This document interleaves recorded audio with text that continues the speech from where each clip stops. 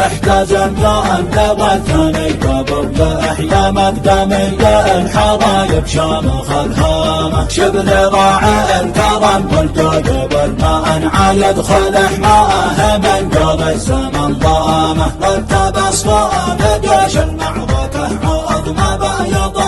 الوطن يشكي من اسقامه جيش المعركة جاهز بالثام وش تسمع بذل الفرس قدامه يا العمد احتزم بالله واشتأد جندك الرجال للغزل للطام باعوا ارواحهم بالسنه العاصمه والعقيده ودين الله واسلام ينزع النصر في الحجات من اعدام تفدى صواريخه وللقامه دخل بالتامر ذهتها ايام دخلها بقوته وبالوامه قادمه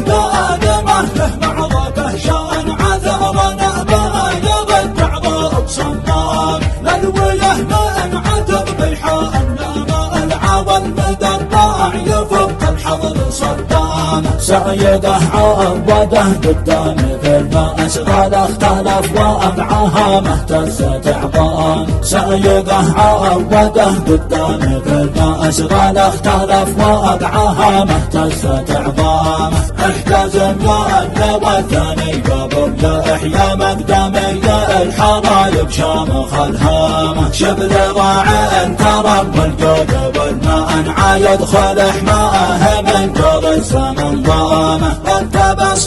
بجيش المعركة عظمى بيضه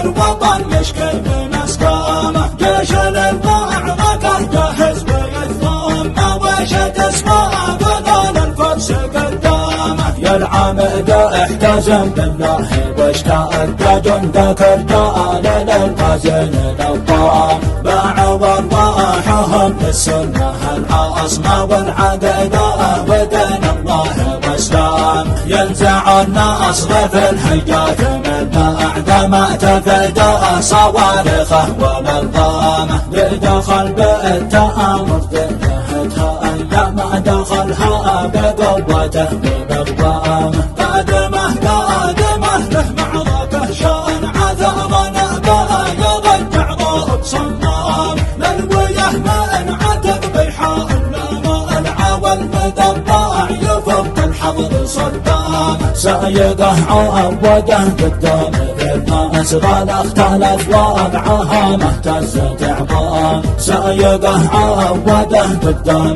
في الماس غال اختلف وابعاها مهتزت عظام